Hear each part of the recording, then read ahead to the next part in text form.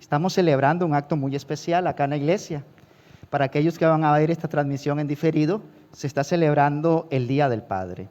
Y eso implica que nos adaptamos a un programa diferente. Vamos a enseñar unos 30 minutos y la enseñanza es aplicable al tema que corresponde para esta mañana. Esta mañana yo quería que fuera conmigo al Evangelio según San Lucas, al capítulo 15 del Evangelio de Lucas. El doctor Lucas recoge dentro de su escrito una historia que generalmente la hemos visto desde una sola óptica, desde una sola perspectiva. Yo quiero que vayamos a 15:11 del Evangelio de Lucas en esta mañana. Y el título de la historia es El Hijo Pródigo. Todos conocemos la historia del Hijo Pródigo. Es más, desde niño en la escuela dominical, en las catequesis, si tienen una herencia católica romana, o en la Semana Santa, hasta en fábula, de repente todos conocemos la historia. Pero esta mañana yo quiero que nos aproximemos al texto no desde la perspectiva del pródigo, sino desde la perspectiva del Padre del Hijo. Porque el tema corresponde hoy a que hablemos sobre la paternidad. Así que vaya conmigo al texto, por favor. Lo voy a leer para ustedes en el nombre del Padre, del Hijo y del Espíritu Santo, versículo 11, capítulo 15, Evangelio según San Lucas. Dice, también dijo, un hombre tenía 2 hijos. Y el menor de ellos dijo a su padre, subraya la expresión padre, Padre, dame la parte de los bienes que me corresponde. Y le repartió los bienes. Versículo 13. No muchos días después, juntándolo todo, el hijo menor se fue lejos a una provincia apartada y ahí desperdició sus bienes viviendo perdidamente. Cuando todo lo hubo malgastado, vino una gran hambre a aquella provincia y comenzó él a pasar necesidad. Entonces fue y se arrimó a uno de los ciudadanos de aquella tierra, el cual le envió a su hacienda para que apacentara cerdos. Note que le envía a apacentar cerdos. Hay un significado implícito muy importante ahí. Los cerdos eran vistos como algo malo para los judíos. Versículo 16. Y deseaba llenar su vientre de las algarrobas que comían los cerdos, pero nadie le daba. Y volviendo en sí, dijo, ¿cuántos jornaleros en casa de mi, subraye, padre, tienen abundancia de pan, y yo aquí perezco de hambre? 18, me levantaré e iré ¿a dónde? A mi padre. Mire cómo la expresión padre está ahí. Y le diré, otra vez, ¿qué le dirá? Padre, aleluya. He pecado contra el cielo y contra ti. No soy digno de ser llamado tu hijo. Para ser hijo usted necesita un padre o una madre. Hazme como a uno de tus jornaleros. Entonces se levantó y se fue a su padre. Cuando aún estaba lejos, ¿quién lo vio? Su padre. Aleluya. Y fue movido ¿a qué? A misericordia. Y corrió y le pegó y lo maldijo. No. ¿Qué dice el texto? Y fue movido a misericordia, versículo 20, y corrió y se echó sobre su cuello. ¿Y qué hizo? Y le besó. ¿Y quién hizo eso? ¿La madre? No. Tal vez hubiera hecho más. Pero el énfasis es el Padre. ¿Quién lo hizo? El Padre. Aleluya. Y el Hijo, versículo 21, dijo, Padre, he pecado contra el cielo y contra ti, y ya no soy digno de ser llamado tu hijo. Pero el Padre dijo a sus siervos, sacad el mejor vestido y vestidle, y poned un anillo en su dedo y calzado en sus pies. Traed el becerro gordo y matadlo y comamos y hagamos fiesta, porque mi hijo muerto era y ha revivido, y se había perdido y es hallado. Y comenzaron a regocijarse. Déjeme orar. Señor, en esta hora Permite que estos pequeños minutos, estos 20 minutos, 25 minutos, tu palabra produzca vida en nosotros, produzca el propósito con el cual tú la estás enviando. Señor, nos hacemos un lado y que sea tu Espíritu Santo hablándonos y enseñándonos. Y en esta hora todos decimos, amén. Bien, cuando vemos la historia del hijo pródigo, a usted posiblemente le ha pasado lo mismo que a mí. Nos hemos centrado en uno de los personajes. Podemos decir que de repente hemos centralizado la historia en lo que históricamente se ha conocido como el personaje central. El chavalo desobediente, el chavalo que se va de su casa, el chavalo que desperdicia los bienes. Pero para que esto pudiera suceder, no hay hijo sin padre o no hay hijo sin madre. Tuvo que haber venido de alguien. Aún Adán y aún Eva tuvieron padre, alguien que los creó. Alguien que en ese caso les dio vida. Y cuando hablamos de la paternidad, es un tema que muy pocas veces se aborda en la iglesia.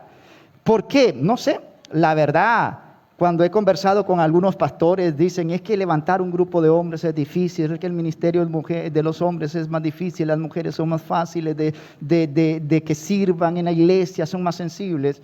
Pero la verdad es que hay implícito una necesidad de que la imagen de la paternidad bíblica sea restaurada. Porque no podemos hablar solamente de que necesitamos que los hombres se levanten. Es que necesitamos que la completud del término hombre esté en toda la dimensión que Dios creó para él. Dios creó al varón con una gran responsabilidad. Y la responsabilidad es de ser padre en algún momento, si es el propósito y la voluntad de Dios. Cuando yo me acerco a la historia y comienzo a tratar de leer entre telones los personajes, encuentro un personaje que no puedo decir que es secundario. Si usted ve, y lo hice notar hoy en la lectura, ¿cuántas veces se habla y se menciona la palabra padre en la historia? Se menciona más que hijo, se menciona más que pródigo. En realidad pareciera que si hacemos un análisis del texto, el personaje central pareciera ser el padre, aunque la historia gira en relación a los hechos de un hijo, de uno de dos hijos. Ahora, cuando nos aproximamos a la historia, encontramos algo característico en este papá. No se nos da el nombre, no se nos da la edad, no se nos dan detalles. Solo se nos dice que este hombre había desarrollado una función de una paternidad activa, y creo que está en la pantalla. Ese es mi tema en esta mañana, o por lo menos una introducción al tema. Yo encuentro que este hombre, cuyo nombre no se dice, pero que es enfatizada su acción y que representa la acción de nuestro Padre Celestial, es una paternidad ejercida no al estilo de hoy. Y cuando hablamos del estilo de Jesús, o el estilo bíblico, o el estilo de nuestro Padre Celestial, tenemos que caer a una definición: es una paternidad activa. Y cuando digo paternidad activa, tenemos que entenderlo, tenemos que definirlo. Hermanos, tener hijos no nos convierte en padres. Si usted tiene hijos, si usted engendra hijos, porque los hombres no tenemos hijos, nosotros los hombres engendramos hijos, las damas tienen hijos. Pero tener hijos o engendrar hijos no convierte a un hombre en padre, del mismo modo que tener un piano no te vuelve un pianista. Tenemos que reconsiderar y replantear los términos. La paternidad es otra cosa, porque podemos hablar de paternidad espiritual, incluso es un tema que se ha hablado mucho en los últimos años. ¿Qué es la paternidad activa? De eso quiero hablar en esta mañana. Es una actitud de compromiso profundo, asumido por la pareja. Pero en este caso me estoy centrando en el macho varón masculino, diría un campesino. Me estoy centrando en el varón. Entonces, la paternidad activa tiene que ver con una actitud que asumo, pero ojo hermanas, una actitud que se enseña cuando el varón es niño, que se enseña cuando el varón tiene 2 años, 3 años, 4 años, 5 años, De tal manera que cuando él termina la asimilación de los patrones de conducta que va a replantear o a repetir o a replicar en la escuela y en el colegio, esos patrones de conducta que me dice el libro de Proverbios, instruye al niño en su camino y aun cuando fuere viejo no se apartará de él, le habrán impreso en la mente, en la voluntad y en la forma de ser una debida responsabilidad de lo que es en un momento o de lo que será en un futuro ejercer la paternidad. Ese compromiso que se asume por aquel hombre que Dios lo bendijo con la posibilidad de engendrar hijos. Esa capacidad de transmitir la vida a otro ser y de entender que el desarrollo del hijo es una tarea de dos personas, madre y padre. En la cultura machista latinoamericana, lo común es que el hombre engendra y se va. Decía un campesino, de ahí, me decía, así con expresión campesina, muy coloquial, de ahí, doctor, me decía, es que a mí solo me pusieron y se fueron. Una expresión muy campesina, pusieron el huevo y se fueron, ya está. Dejaron a la gallina sola y el gallo se fue. Pero entonces, ¿qué es lo que yo encuentro? Encuentro que cuando venimos a la iglesia, traemos del mundo un patrón culturalmente aprendido que sin darnos cuenta volvemos a repetir aún dentro del cristianismo. Y la Biblia me dice que nosotros no podemos hacernos a la manera del mundo. La paternidad activa implica una toma de conciencia de ese compromiso donde de repente el papá no es solamente el que provee, el que trae, cosa que ha cambiado, porque ahora la verdad es que tenemos demasiados hombres haraganes y pareciera que las que sostienen el hogar son las mujeres, en mucho. Pero más allá de ello, la paternidad no consiste solamente en tener, en engendrar, sino que más bien consiste en estar presente en cada una de esas etapas de desarrollo, de esos momentos importantes donde aquel ser, llámese niña o llámese niño, aquel hijo que se va desarrollando, va pasando por ellas y en hacer todo lo posible porque estos hijos o hijas crezcan sanos y llenos de cariño. Y hermanos, para lograr eso, necesitamos tomar decisiones. Decisiones desde la Biblia. Claro, es un tema que tenemos que desarrollar y tenemos que acercarnos desde una perspectiva bíblica. El desarrollo del hijo es una tarea de los dos. Generalmente, yo lo que he visto en nuestros países es que la que forma, la que cría y la que disciplina es la madre. Y el que malmata al final es el padre. ¿Han visto ese caso? Ahora cuando llegue tu papá le voy a decir para que te mate, le dice. Eso no sucede aquí, ¿verdad? Es una tarea histórica, ¿verdad? Ahora cuando venga el viejo de tu papá, vas a ver, te va a descalabrar los dientes. Eso no es paternidad. La responsabilidad de ser papá implica que la pareja sea autónoma en todos los sentidos, que tenga independencia afectiva, psicológica, económica, pero que de repente la función del padre esté ahí. Yo quiero enseñarles esta imagen porque el tiempo va rápido. Hay al menos 25 funciones que muestran las facetas de un padre y las podemos relacionar con la historia del hijo pródigo. Se las voy a presentar en este momento. Ponga atención si puede ver la pantalla, por favor. Cuando se ejerce la paternidad activa, la paternidad que tuvo el papá del hijo pródigo, se pueden identificar 25 funciones, 25 responsabilidades y 25 tareas. Un padre, desde el punto de vista de Jesús, tal como lo plasma el doctor Lucas en su evangelio, un padre es fuente, es protector, es nutridor, es proveedor, es progenitor, es iniciador, es fundador, es autor, es creador, no en el sentido divino, sino en el sentido de que está formando una vida. Es maestro, es líder, es cultivador, es generador de iniciativa, de motivación, es transmisor de valores, es adiestrador, entrena, capacita, sería en términos modernos, es mentor de sus hijos. Es sustentador, es patriarca. ¡Wow! Esa palabra tiene peso. ¿Sabe qué es un patriarca? Cuando usted tiene la bendición de tener a su abuelo vivo y usted va donde el viejo que tiene 80 años y usted se siente a escucharlo y ese hombre tiene montones de experiencias que contarle para poder ser un mejor hombre en la vida. Y es originador, es defensor, el que se lleva la carga, es estabilizador, animador, gobernador, mentor, modelo, no de esos de cine, modelo, maestro, ya está repetida, y cobertura. Pareciera que cumplir con los requisitos que podemos extraer de este capítulo 15 es una gran demanda. Amados hermanos, la paternidad implica un proceso restaurador. Y yo lo quiero relacionar con Dios. Vea qué interesante que en Lucas 1:17 dice así: e irá delante de él con el espíritu y el poder de Elías, para hacer volver, ¿qué dice?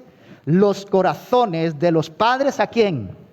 A los hijos, y de los rebeldes a la prudencia de los justos, para preparar al Señor un pueblo dispuesto. Una verdadera paternidad implica esa capacidad de restaurar, de sanar, de solventar diferencias. Y tenemos el ejemplo en el caso de nuestro Padre Celestial. Dios empezó una nación un día, la nación de Israel, y quiso relacionarse con el pueblo de Israel como un padre. ¿Han oído la expresión Abba Padre? Abba Padre. ¿Cómo le dijo Jesús al Padre Celestial? Abba Padre. Como cabeza.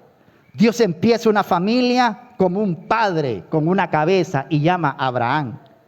Abraham significa padre de multitudes, pero también la paternidad es el fundamento para edificar la estructura de una sociedad.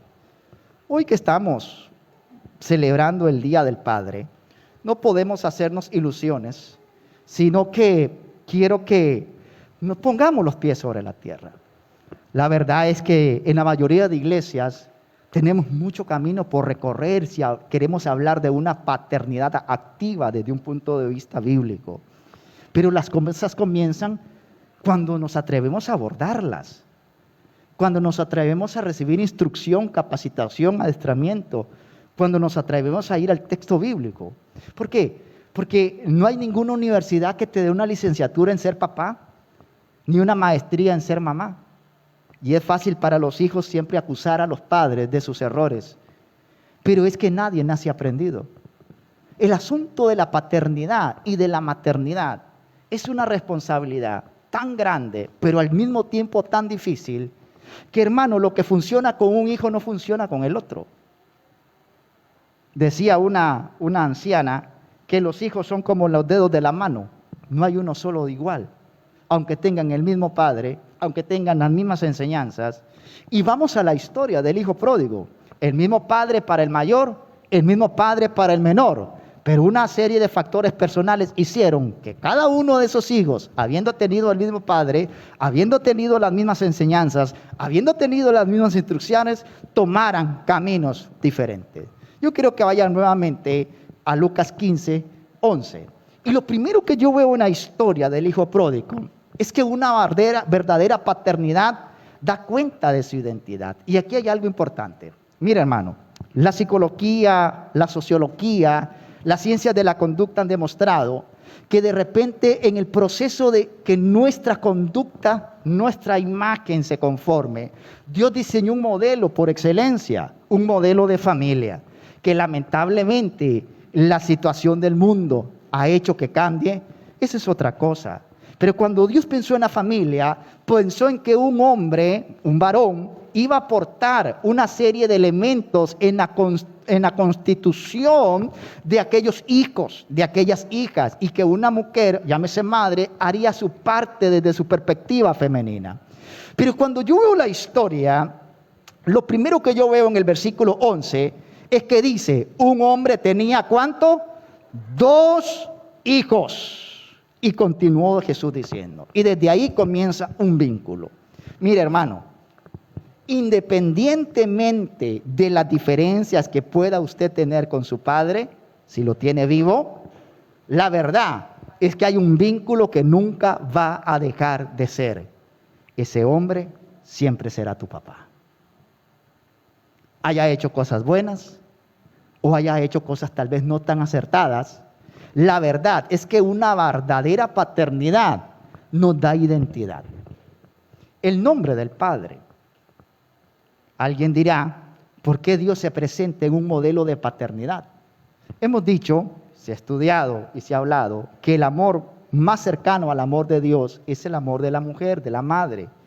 Es verdad, la sensibilidad, la capacidad de amar, de perdonar, de estar ahí en los momentos difíciles, es cierto, pero también es cierto que cuando hablamos de la paternidad hay una dimensión que no nos hemos atrevido a estudiar desde el punto de vista de la palabra de Dios.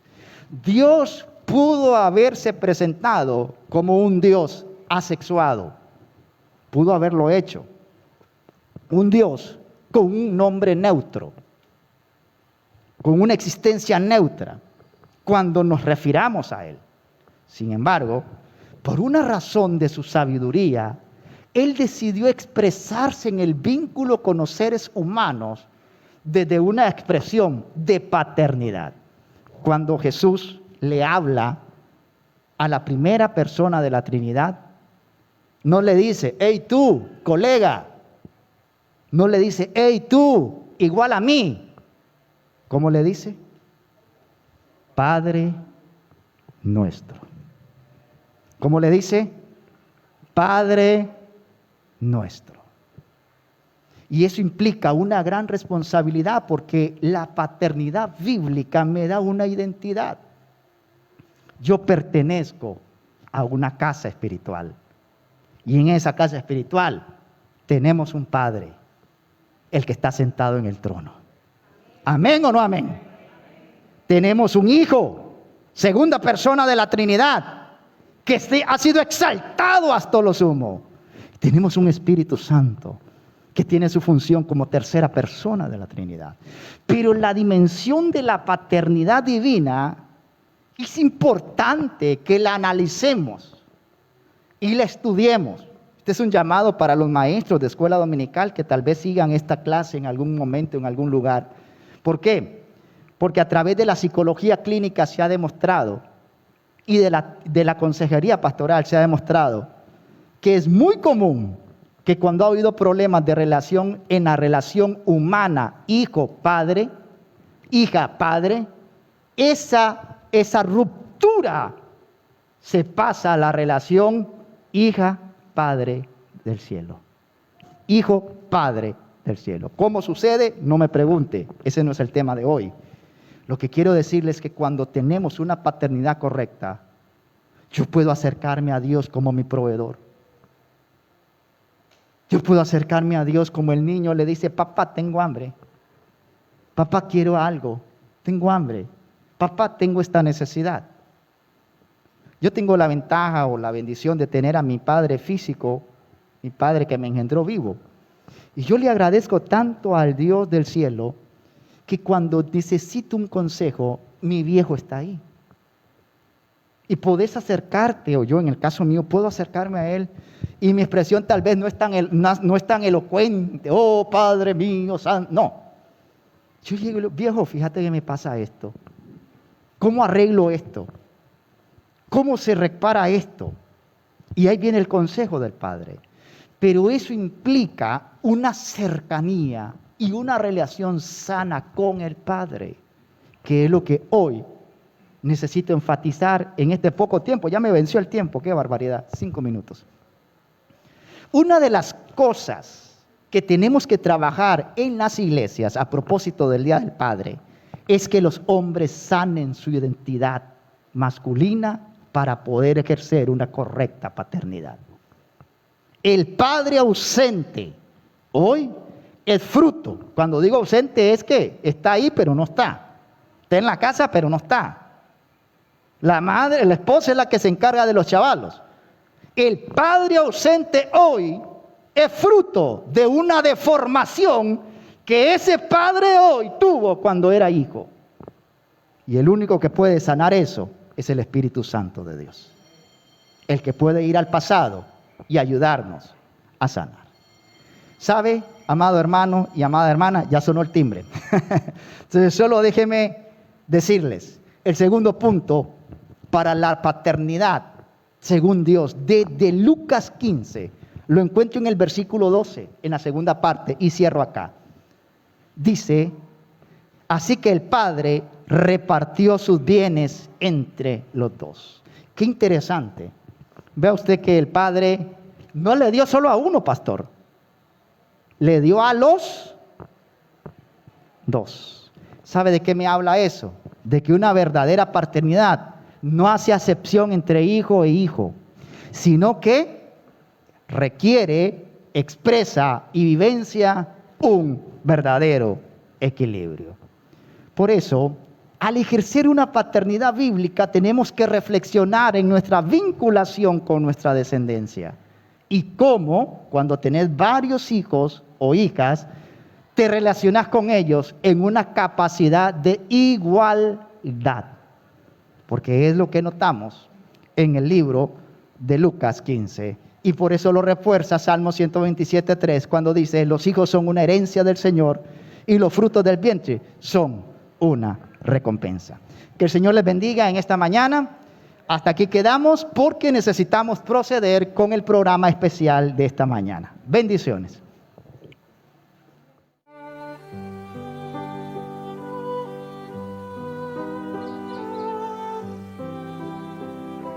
Primera Iglesia del Nazareno en Nicaragua, llamados a santidad.